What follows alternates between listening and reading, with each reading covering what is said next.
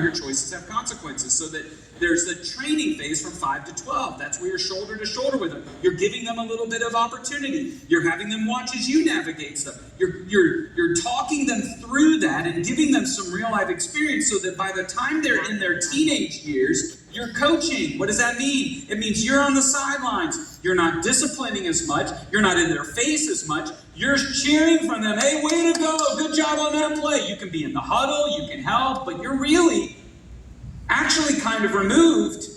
And then, God willing, you're able to experience friendship later on. Now, I'm not saying this to make some of you feel like, oh, we missed it there. But this framework is really helpful. Families are an incredible environment to help you mature.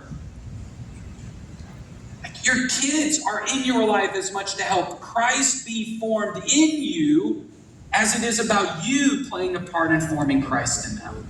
And for those of you that are grandparents, help your kids who are the parents win instead of trying to make up for lost time or trying to be the parent in your grandkids' lives. You actually play a critical role in helping those parents, the next generation, be successful. And you can be an incredible place. In fact, even as grandparents, you're allowing Christ to be formed in you. So, marriage, family, workplace.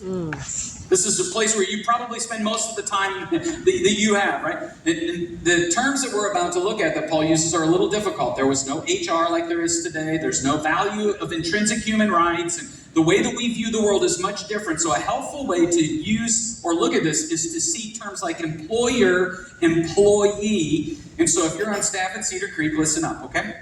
It says, slaves or employees, obey your earthly masters in everything you do, okay? Did you read that? Try to please them all the time, not just when I'm watching or we're watching you, okay? Getting a little awkward here for anybody? Okay, so serve them sincerely because of your reverent fear of the Lord. The truth is we have an incredible team.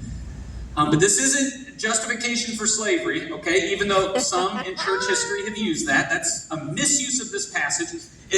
Inserting employee here, what you see Paul doing is he's going to actually elevate the rights and the value of every employer or slave. And the truth is many of these slaves or employees were working for a living. And so what's Paul saying? Work hard for them.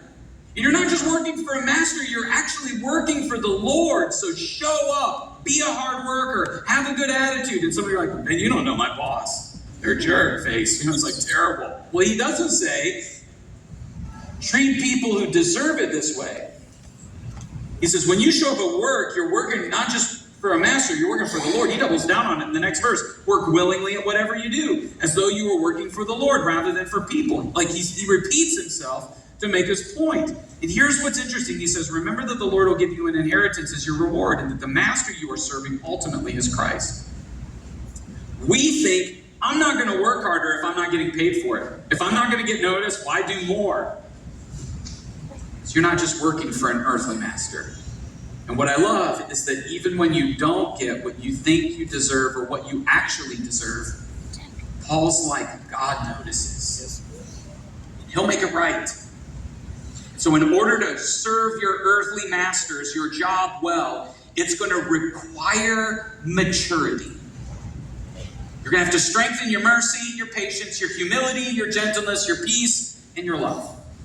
It's part of the reason you have your job. And if it's not awesome, get another job. But part of the reason you work is to allow Christ to work in you and through you. And it's not just employees. Masters, be just and fair to your slaves or your employees. Remember that you also have a master in heaven. Like, this would have been revolutionary. Nobody was saying this in Paul's day. Nobody was looking at masters and saying, hey, you need to treat your slaves with integrity, with godly values, with equality. You need to give them more than they deserve. And yet as Jesus followers, he's like, hey, remember, you're not the boss. He is. And how did the master treat you? He gave his life for you. So I want you to think about your workplace. I want you to think about the place where you are employed and just kind of go, hey, what tension are you experiencing there? And ask God, what's the work that you're trying to do in me and through me?